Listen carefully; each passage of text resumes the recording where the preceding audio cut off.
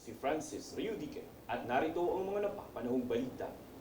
Sinuspende na ng Land Transportation Office o LTO ang driver's license ng isang motovlogger na si Yana kaugnay ng insidente ng road rage sa Zambales.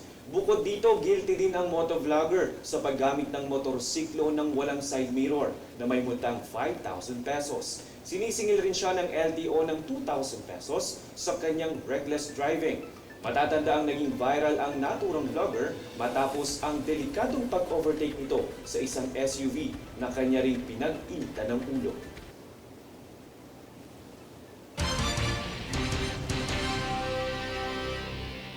Samantala, tuturuan na ng Korean language ang mga pulis na nakatalaga sa Tourist Protection Desk. Bunsod ng inisyatibo ng Pilipinas at South Korea na layong paigtingin ang seguridad para sa mga turista. Tungayan ang ulat mula kay Jade Bugo.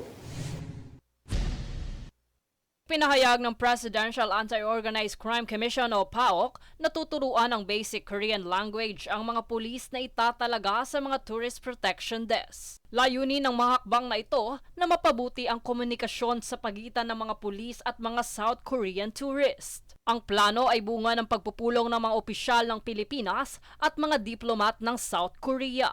Ayon naman kay Undersecretary Gilbert Cruz ng PAOK, bukas ang mga South Korean officials na magsanay sa mga pulis. Dito ay giniit din ni Cruz na ang paglutas ng krimen ay hindi lamang trabaho ng pulisya kundi ng buong komunidad. Kung kaya't kinikilala ng PAOK ang mahalagang papel ng mga banyagang residente sa pagtutulungan para sa seguridad. Kung kaya't tutugunan nila ang pagsugpo sa mga kasong ito. Bagamat walang tiyak na bilang ng krimen ang ibinahagi na banggit na may mga kaso ng pagnanakaw, scam at homicide. Kung saan kanilang binunyag na hindi lahat ng krimen ay gawa ng Pilipino. May mga banyaga ring sangkot rito. Bahagi nito na pagkasunduan na dapat may presensya ng pulis sa mga lugar na madalas dayuhin ng mga Koreano upang mapigilan ang krimen. Ayon sa ahensya, magkakaroon ng isa pang pagpupulong ang mga opisyal ng Pilipinas at South Korea upang ipatupad ang plano sa Maynila at Angeles City.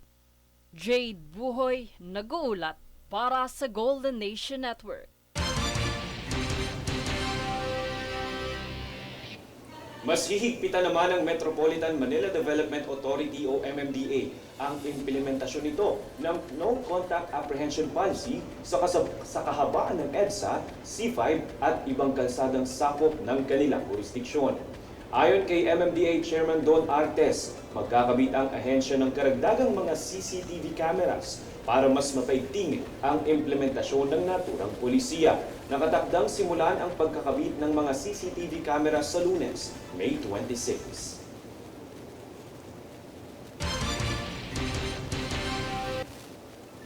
Kami ang boses ng pagbabago. Ako si Francis Riudique at ito ang News Force. Sa ulo ng mga balita, 2 kaso ng MPAX na itala sa BARM. MMDA mas hihigpitan ang No Contact Apprehension Policy sa EDSA at C5 Road. BBBM ipinag-utos ang courtesy resignation sa mga opisyal ng gobyerno. Pag-aaral ng Korean language ng mga pulis nais ipatupad ng PAOK. Filipino actors Dolly De Leon, John Briones, kabilang sa cast ng Avatar: The Last Airbender. At US President Trump nilinaw ang umano'y peking impormasyon ukol sa white genocide sa South Africa. Patas at pantay na balita, komprehensibong ulat para sa pulso ng masa. Ito ang News Force.